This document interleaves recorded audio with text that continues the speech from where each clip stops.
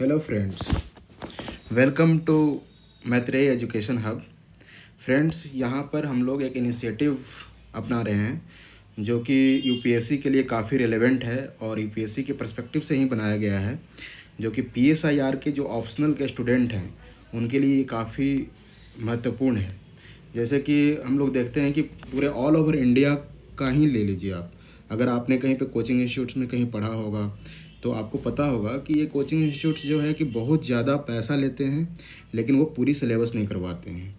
और ऐसे में जो बच्चे थोड़ा फाइनेंशियली वीक होते हैं वो इसमें कहीं ना कहीं सिर्फ ये फाइनेंस के कारण वो कहीं ना कहीं वो पिछड़ जाते हैं। तो हम मैत्रेय एजुकेशन हब में पीएसआईआर का होल सिलेबस कंप्लीट करवाएंगे और ऐसा सिलेबस कंप्लीट करवाएंगे कि वो पॉइंट टू पॉइंट होगा। आपको ये नहीं लगेगा कि हाँ कि मैं ये पॉइंट हमारा वीक रह गया, ये वो पॉइंट रह गया। जो सिलेबस जो दिया है यूपीएससी के द्वारा, उसमें जो पॉइंट टू पॉइंट जो कवर होगा वो हम यहाँ पे आपको कवर करवाएंगे, और वो भी फ्री ऑफ कॉस्ट। तो आप हमारे चैनल को सब्सक्राइब कीजिए, बेल आइकन को दबा दीजिए, ताकि आपके जो भी हम लोग वीडियो अपलोड करें तो ये नोटिफिकेशन आपको ये मिलता रहेगा। आज एक कृषि सा टॉपिक है। एक जो करंट अफेयर्स में हम लोगों ने पढ़ा है, आज के 2 दिन पहले एक न्यूज़ आई कि हमारे जो एयरफोर्स के जो पर्सन्स हैं, एयरफोर्सेस के जो मिलिट्री है, आर्मीज़ है, तो वो जो एयरफोर्स ने अभी अपने जो आर्मी है उसको रसिया भेजी है ट्रेनिंग के लिए। For the training purpose they have been send to the Russia. किस चीज़ की ट्रेनिंग? तो S-400 जो एयर डिफेंस सिस्टम है उसके लिए। अब ये जो S-400 एयर डिफेंस सिस्टम है क्या, हम लोग यहाँ पे डिस्कस करने वाले हैं। S-400 एयर डिफेंस के लेकर इंडिया इतना पॉजिटिव क्यों है, इतना ज़्यादा हम लोग इस पर प्रेस क्यों कर रहे हैं? आखिर हम लोग क्यों चाहिए हमें S-400 में ऐसी क्या बात है, ऐसी क्या खासियत है कि इंडिया, यहाँ तक कि अमेरिका के जो काटसा जो एक्ट है, यानी कि जो अमेरिकन जो एट्रोसिटी जो है वो एक्ट, सैंक्शन एक्ट है, उससे उसके लिए भी इंडिया मतलब कि उसकी भी परवाह नहीं किया, और ये S-400 की डिलीवरी चाहता है। और एक न्यूज़ ये भी आई है हाल के दिनों में कि जो हमारे जो S-400 जो है वो आपका S-400 जो है वो सितंबर 2021 तक ये डिलीवर हो जाएगा। तो ये एक डेडलाइन बताया जा रहा है कि S-400 ये डिलीवर हो जाएगा। तो चलिए देखते हैं कि S-400 आखिर है क्या। बहुत ही इंटरेस्टिंग टॉपिक है। आप जो भी इंटरनेशनल सिनेरियो में, जैसे कि अभी चाइना के साथ हमारा जो स्टैंड ऑफ हुआ LAC, उसके बाद हम लोग डिसएंगेजमेंट कर रहे हैं, तो आप उसके पर्सपेक्टिव से भी S-400 को आप देख सकते हैं कि आखिर ये हमारे लिए एक मतलब कि हमारे एक होता है ना कि जैसे महाभारत में देखते थे कि अर्जुन के पास इतने सारे तीर कमान थे, इतने सारे तीर थे, ब्रह्मास्त्र था, लेकिन फिर भी हम लोग वेपन्स के लिए ये करते ताकि हमें एक सिक्योरिटी मिल जाती। ये हमारे एक तुनीर में वो एक अच्छा वेपन की तरह काम करेगा। वो हम देखते हैं कि आखिर कैसे। और ये भी हम देखेंगे कि S-400 के जो कंपटीशन में और कौन कौन से ऐसे वेपन्स हैं जो कि पूरे दुनिया में अभी चल रहे हैं। तो S-400 के बारे में देखते हैं कि S-400 है क्या। तो ये देखिए, ये एक एयर डिफेंस सिस्टम है। एयर डिफेंस सिस्टम का मतलब क्या हुआ कि अगर आप पे, आपके देश पर कोई एयर से अटैक कर रहा है, कोई मतलब कि थ्रू द एयर, यानी एयरक्राफ्ट्स है, तो एयरक्राफ्ट्स जैसे कि हम एयरक्राफ्ट्स ले लेते हैं कि F-16 है। F-16 किसका है? अमेरिका के द्वारा डेवलप किया गया है। काफ़ी स्ट्रॉन्ग वेपन माना जाता है। और ये F-16 जो है ये पाकिस्तान ने भी परचेज कर रखा है। समझ रहे हो आप? पाकिस्तान ने भी इसको परचेज कर रखा है। फिर इससे जो एडवांस आता है F-35 है अमेरिका का, जो कि कोई रडार में कैच नहीं होता है, और ये कब मतलब कि दुश्मन को मार के निकल जाए उसका कोई पता नहीं। तो ऐसे डेडली वेपन्स जो हैं अभी मतलब कि हमारे पूरे वर्ल्ड में ऐसे डेडली वेपन्स का आर्म रेस लग चुका है। तो हम कहीं उसमें मतलब कि पीछे ना रह जाएं और हम अपने आप को इनसिक्योर ना बना दें। इसके लिए हमारी इंडिया भी हम लोग बजट पर खर्च करते रहते हैं और हम अपने आप को मिलिटरली मजबूत करते रहते हैं। तो जो S-400 क्या है? एक एयर डिफेंस सिस्टम है। आप लोग देखिए कि यहाँ पे लिखा हुआ air defence system. Air defence system का मतलब आपको समझ में आ गया कि अगर कोई एयरक्राफ्ट अगर कोई एयरक्राफ्ट आप पे हमला हमला करने की ये विचार से आपके तरफ आ रहा है, आपके टेरिटरी में आ रहा है, तो आप S-400 एक ऐसा सिस्टम है जिसमें रडार लगा हुआ रहता है, और वो करीब करीब मतलब कि 120 किलोमीटर दूर से ही ये पता लगा लेता है कि कौन सी एयरक्राफ्ट आ रहा है। यहाँ तक कि जो एयरक्राफ्ट जो नॉर्मल रडार में स्पॉट नहीं होते उन्हें भी ये कैप्चर कर सकता है, और विद इन सेकेंड ये इसको डिस्ट्रॉय कर सकता है। आगे हम देखेंगे कि क्या क्या इसका फीचर है कि जो इसको एक डेडली वेपन बनाता है। आप देख लीजिए, जैसे कि इसका स्पेसिफिकेशन क्या है। स्पेसिफिकेशन में आप देखिए कि ये एरोडायनेमिक टारगेट जो है इसका 3 किलोमीटर टू 240 किलोमीटर तक है। एरोडायनेमिक टारगेट यानी हवा में 3 किलोमीटर टू 240 किलोमीटर ये टारगेट कर सकता है। एल्टीट्यूड देखिए, ये आप अप टू 30 किलोमीटर ऊंचाई तक ये मार सकता है। मैक्सिमम स्पीड इसका 4800 मीटर पर second. Can you believe that? मतलब कि 4800 मीटर पर सेकेंड, यानी एक सेकेंड में 4800 मीटर की दूरी तय कर लेता है। यानी कि आप पलक झपकाएंगे नहीं कि यहाँ से आप समझ जाइए कि अगर आप दिल्ली में बैठे हुए हैं तो दिल्ली से अगर दूसरा छोर कोई है इंडिया का, तो वो लगभग कितना किलोमीटर, 2300 किलोमीटर के लगभग है, लेकिन ये 4800 मीटर, यानी कि एक सेकेंड में ये अगर किलोमीटर में हम चेंज करें तो 4.8 किलोमीटर पर सेकेंड, यानी कि एक सेकेंड में लगभग 5 किलोमीटर ये तय कर लेता है। तो समझिए कि अगर ये कोई 120 किलोमीटर के दूरी पर है तो कितने समय में ये तय कर लेगा? बहुत छोटे समय में ये तय कर लेगा। डिप्लॉयमेंट टाइम का मतलब क्या होता है कि आप कितना जल्दी इसे अरेंज कर सकते हैं। जैसे कि कोई भी मशीनरी है, कोई भी आपके पास वेपन है, तो आपको अरेंज तो करना होगा ना उसको, कि आप कैसे इसको अरेंज करते हैं। तो ये कितना जल्दी आप इसको डिप्लॉयमेंट कर सकते हैं। तो इसको बस सिर्फ 5 से 10 मिनट चाहिए। सच मतलब कि 5 से 10 मिनट, मतलब कि आजकल तो मैगी भी 2 मिनट लेता है, 2 मिनट या 5 मिनट ले लेता है। तो एक मैगी बनाने के जो दरमियान आप इसे डिप्लॉय कर सकते हैं। इसका जो कंपोजिशन है ये आप देख सकते हैं, कमांड एंड कंट्रोल सिस्टम है। सेवरल डिफरेंट रडार यूनिट्स इसमें है। यही इसको एक बहुत अच्छा कैपेबल बनाता है, कैपेबिलिटी इसको प्रदान करता है कि ये कैसे F-35 को डिटेक्ट कर पा रहा है।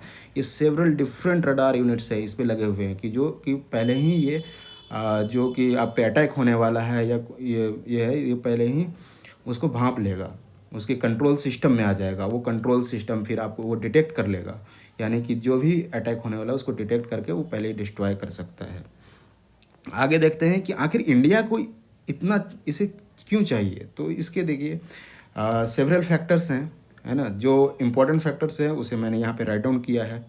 और एक और बात बताऊँ जो कि जैसे इंटरनेशनल रिलेशन में देखते हैं कि जो PSIR के पर्सपेक्टिव से मैं बता रहा हूँ, आम जनता भी इसको एसोसिएट कर सकते हैं कि जैसे कि एक डायमेंशन कोई नहीं होता, आपको मल्टीपल डायमेंशंस पे सोचना होता है कि आप अपने आंसर राइटिंग को कैसे इन्हेंस करेंगे। तो कि आप अपने मल्टीपल डायमेंशंस को सोचेंगे कि अगर मान लीजिए कि आप एक डायमेंशन पर सिर्फ लिख रहे हैं कि मिलिट्री पावर हो गया, तो भाई मिलिट्री पावर एक यूनि डायमेंशन आप सोच रहे हो, तो उससे UPSC इम्प्रेस नहीं होगी। आपको मल्टीपल डायमेंशंस पर सोचना पड़ेगा, आपको ऐसे पॉइंट्स लाने पड़ेंगे कि और ऐसे आर्गूमेंट्स देने पड़ेंगे कि जो आपके पॉइंट्स को वैलिडेट करता हो। तो जैसे कि देख लेते हैं कि आखिर इंडिया को S-400 की आवश्यकता इतने क्यों पड़ी। तो सबसे पहले मिलिट्री पावर को ये इन्हांस करेगा, इसको मिलिट्री पावर को कई गुना ये बढ़ा देगा। अब ये मिलिट्री पावर होता क्या है, इसके लिए आपको अभी जो हम लोग मैंने बार बार मैं बोल रहा हूँ कि PSIR का लेक्चर आने वाला है, तो आपको वहाँ पे बड़े डिटेल से आपको एक टॉपिक है नेशनल पावर। ये पेपर 2A में जो UPSC का जो सिलेबस है उसमें नेशनल पावर एक अलग से टॉपिक है, आप उसमें मिलिट्री पावर को आराम से पढ़ सकते हैं। लेकिन जो हमारे व्यूवर्स जो कि UPSC से नहीं हैं और वो इंटरेस्ट के लिए इस वीडियो को देखना चाहते हैं, उनको मैं बता दूं कि मिलिट्री पावर होता क्या है। जैसे कि देखिए कि इंटरनेशनल जो सिस्टम है ना, इंटरनेशनल सिस्टम को देखने के बहुत सारे अप्रोचेज हैं, लेकिन ये one of the best approach जो है वो रियलिज्म का है। रियलिज्म बोलता है कि जो सिस्टम जैसे सिस्टम फंक्शन कर रही है आप उस वे में देखिए इंटरनेशनल सिस्टम को। आखिर जो ह्यूमन जो बिहेवियर है वो बोलता है कि ह्यूमन बिहेवियर है वो क्या है कि सेल्फिश है, कम्पिटिटिव है। तो ह्यूमन क्या करता है कि compete करता है एक दूसरे से, और ह्यूमन क्योंकि स्टेट को चलाता है तो उसका व्यवहार जो होता है, आदमी का जो व्यवहार है वो स्टेट लेवल पर भी रिफ्लेक्ट होता है। अब मान लीजिए कि आप जैसे कि हम लोग हैं, अगर हम लोग सेल्फिश हैं, compete कर रहे हैं एक साथ, तो हम ही लोग तो स्टेट बनाते हैं ना। स्टेट किससे बनता है? लोगों से बनता है।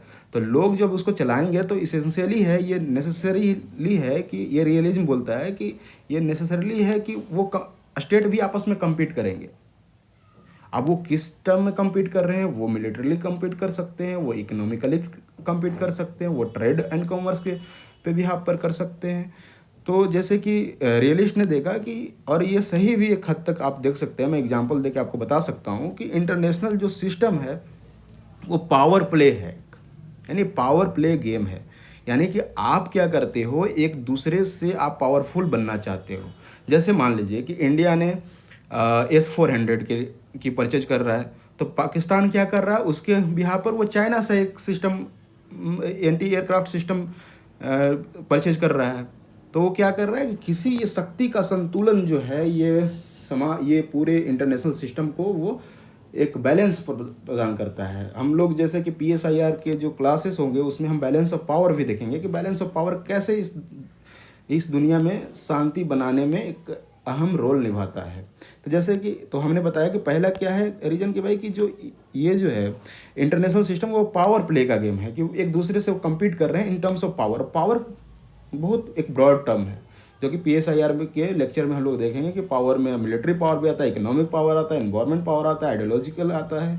तो ये हम लोग अपने आने वाले लेक्चर्स में अच्छे से देखेंगे। लेकिन जो लेमन टर्म्स में अगर हम बोले तो ये पावर प्ले है।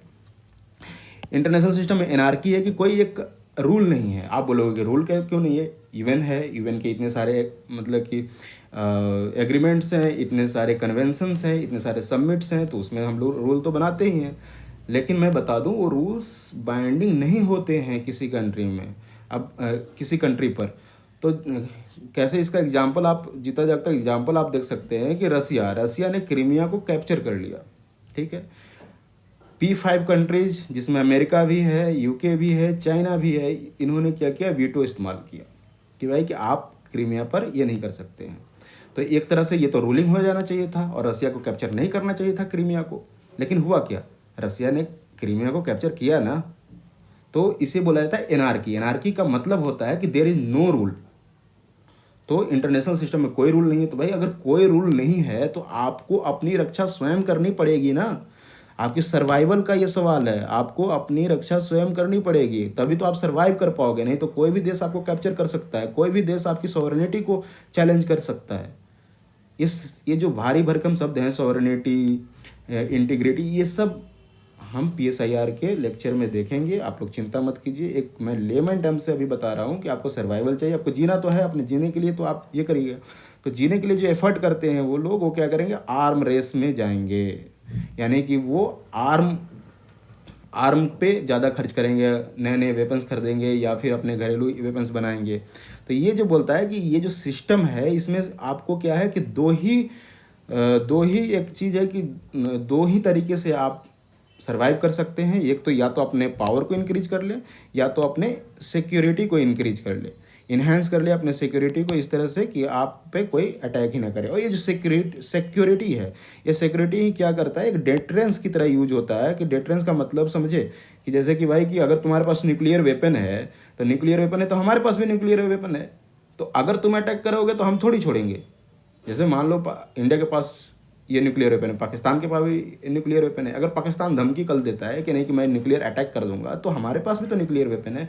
तो पाकिस्तान को डर रहेगा कि इंडिया भी रिटेलिएट में न्यूक्लियर वेपन यूज कर सकता है। अगर हमने ऐसा कुछ किया तो हम भी डिस्ट्रॉय हो सकते हैं। तो ये एक डेटरेंस की तरह यूज होता है। डेटरेंस का मतलब हुआ कि आप अपने ही वेपन से आप अपने आप को डिफेंड कर रहे हो कि भाई कि ये वार हो ही ना, इसमें हम जा ही ना, क्योंकि उसको डर है, उसको थ्रेट है कि ये भी रिटेलिएट कर सकता है। तो इसीलिए एक मतलब कि न्यूक्लियर वेपन पे इतने सारे क्वेश्चन भी उठते हैं। जो लिबरल्स हैं वो क्वेश्चंस उठाते हैं कि भाई कि हमें ये वेपन्स क्यों चाहिए, वाई वी नीड दिस, क्योंकि ये इतने डेडली हैं कि ये पूरे पृथ्वी को कितने टाइम से डिस्ट्रॉय कर सकते हैं। तो ये बोलते हैं कि नहीं, ये डेटरेंस की तरफ ही यूज होता है, इसलिए वॉर नहीं होता है, मतलब डेडली वॉर नहीं होता है। तो एक बात समझ में आ गया कि भाई कि ये हमें क्यों चाहिए S-400, क्योंकि ये हमें डेटरेंस की तरफ ही यूज हो रहा है। अब मैंने बोला डेटरेंस क्या होता है कि अगर कोई भी कंट्री, अगर कोई भी ऐसा डिफेंस सिस्टम अगर उसके पास है, तो जो नेबरिंग कंट्री है या उससे जो मतलब कि एनिमी कंट्री है या उससे जो राइवल कंट्री है या कंपटीटर है उसका, तो वो भी वो डेवलप करेगा। इसी को बोलते हैं सिक्योरिटी डायलेमा, जो कि अगेन हम लोग PSIR ऑप्शनल में करेंगे। तो देखते हैं कि आखिर इंडिया को ये ज़रूरत क्यों पड़ी। तो देखिए, पाकिस्तान हमारा नेबरिंग कंट्री और हमारे रिश्ते पाकिस्तान से अच्छे नहीं हैं। पाकिस्तान हमेशा टेररिस्ट का एक इमर्जिंग फील्ड रहा है, एक फर्टिलाइज्ड लैंड रहा है for the germination of terrorism. तो उसके लिए इंडिया अभी देखिए क्या है कि पाकिस्तान ने Chinese made low medium altitude air defence system purchase किया है, जिसको लोमार्ड्स भी बोलते हैं।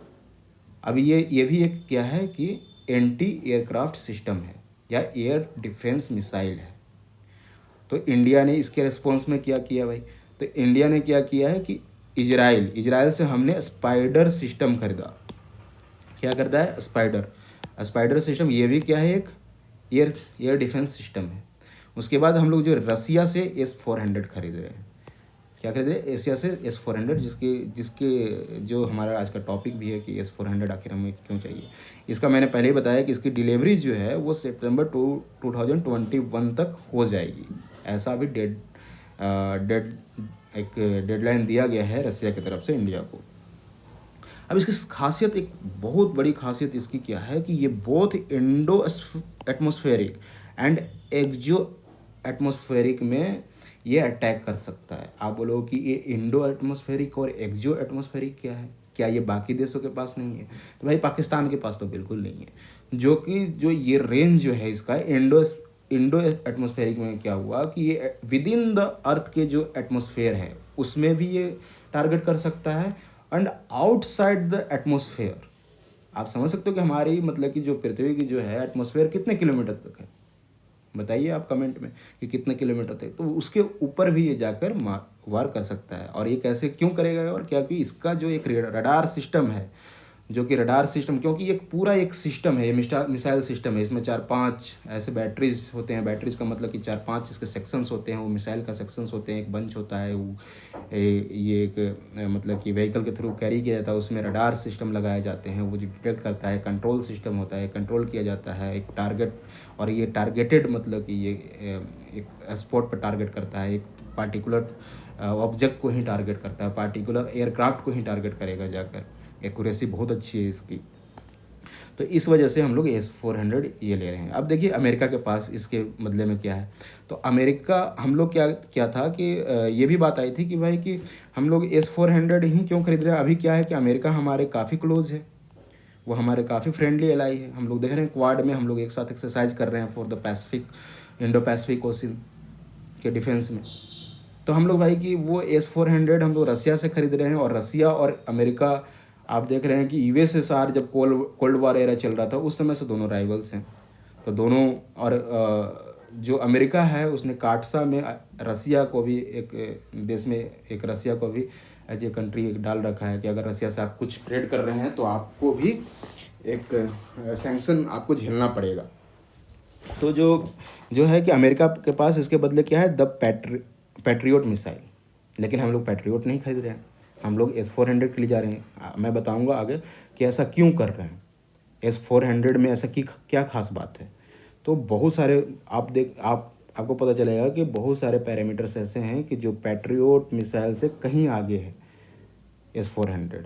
ऊपर से जो थार्ड सिस्टम भी है, अमेरिका का एक है जो कि इसने साउथ कोरिया में जाके डिप्लॉय कर रखा है। साउथ कोरिया में क्यों कर रखा है, क्योंकि नॉर्थ कोरिया पर नज़र रखने के लिए इसने साउथ कोरिया में कर रखा है। ये UPSC 2018 प्रीलिम्स में ये थर्ड सिस्टम पूछा गया था कि ये क्या है। तो इस तरह से जो लेक्चर मैं अभी दे रहा हूँ, जो बातें बता रहा हूँ, हो सकता है कि उस बातों में से कुछ क्वेश्चंस आपको आपके प्रीलिम्स में देखने को मिल जाए। तो आप अच्छे से इसको सुने और पूरी वीडियो देखें आप। S-400 वर्सेस पैट्रियोट, अभी मैंने बताया कि कैसे कंपेयर करते हैं कि दोनों को, कि आखिर ये S-400 बेटर क्यों है पैट्रियोट से। तो आप देखिए जो प्लेस ऑफ ओरिजिन है S-400 मैंने अभी बताया कि ये रसिया से है और ये अमेरिका का है। डिप्लॉयमेंट टाइम आप देखो, S-400 का डिप्लॉयमेंट टाइम 5 मिनट से 10 मिनट मैंने बताया था, ये 5 मिनट में ही डिप्लॉय हो जाता है। आप इसको कहीं भी 5 मिनट में ही सेट कर सकते हो इस सिस्टम को। लेकिन ये पैट्रियोट जो है PAC-3 ये 25 मिनट्स लेता है, यानी आधा घंटा, यानी कि इससे करीब मतलब कि काफ़ी 5 टाइम्स लेस टाइम में ये डिप्लॉय हो जाता है। मैक्सिमम स्पीड कितनी है इसके? 4.8 किलोमीटर पर सेकेंड, यानी ये मैक 14 का ये आपको स्पीड देता है। मैक 14 यानी कि साउंड की जो स्पीड है उससे 14 टाइम्स मोर ये आपको इसकी स्पीड है।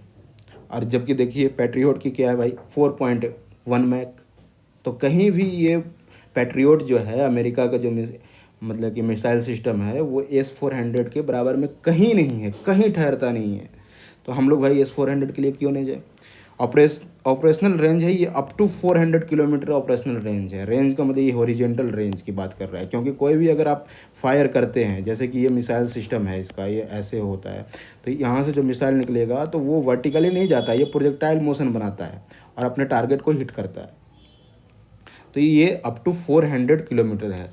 और जबकि आप ये जो पैट्रियोट है उसका 20 किलोमीटर है मात्र।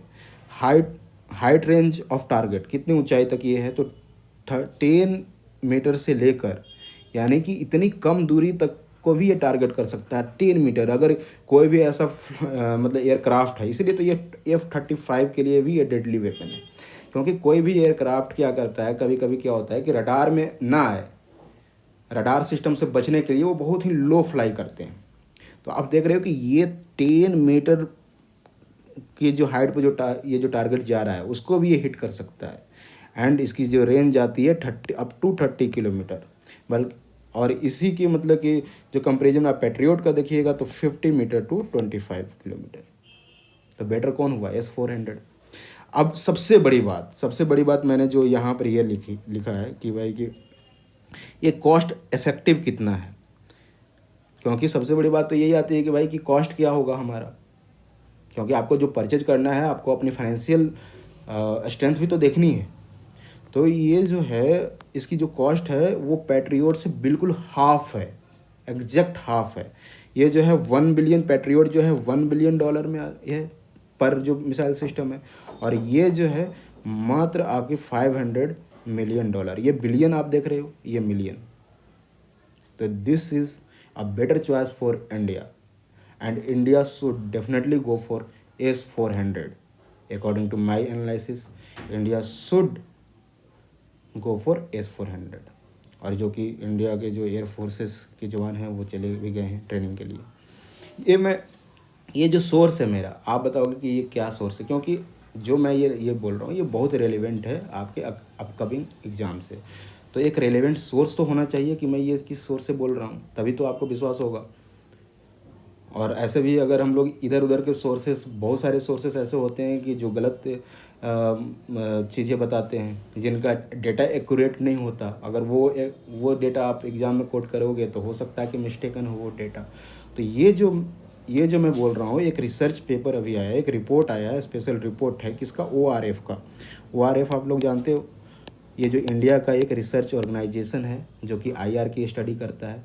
इसका फुल फॉर्म होता है ऑब्जर्व एंड रिसर्च फाउंडेशन। तो ये जो है ORF का एक रिसर्च हुआ था, ये अभी फरवरी 2021 में ही ये रिलीज हुआ है। करीब 100 पेज का डॉक्यूमेंट है। इसी डॉक्यूमेंट को मैं पढ़कर और ये आपके सामने ये लेकर आया हूँ। तो उम्मीद है कि ये आपको S-400 ये कंप्लीट आपको समझ में आ गया होगा कि एक S-400 क्या है, एक मिसाइल सिस्टम जैसे आपको बताया। और उम्मीद है कि आपको ये लेक्चर अच्छा लगा हो। आने वाले दिनों में मैंने जैसे बताया कि हम लोग PSIR ऑप्शनल ये करने जा रहे हैं, स्टार्ट करने जा रहे हैं। तो उसके जुड़ने के लिए आप चैनल को प्लीज़ सब्सक्राइब कीजिए, बेल आइकन को दबा दीजिए, क्योंकि नोटिफिकेशन आपको मिलता रहे, ताकि मैं कोई भी वीडियो बनाऊं तो आप तुरंत उसको देख सकें, कोई आपका वीडियो मिस ना हो। और फ्री ऑफ कॉस्ट, आप सुन लें, free of cost PSIR optional पूरा करवा रहा हूँ मैं। एंड GS के ज्योग्राफी भी स्टार्ट करने जा रहा हूँ। तो आप प्लीज़ चैनल्स को सब्सक्राइब करें, इसको शेयर करिए, जितना शेयर कर सके आप, और हमसे जुड़े रहें। Thank you for connecting with Maitreya education hub.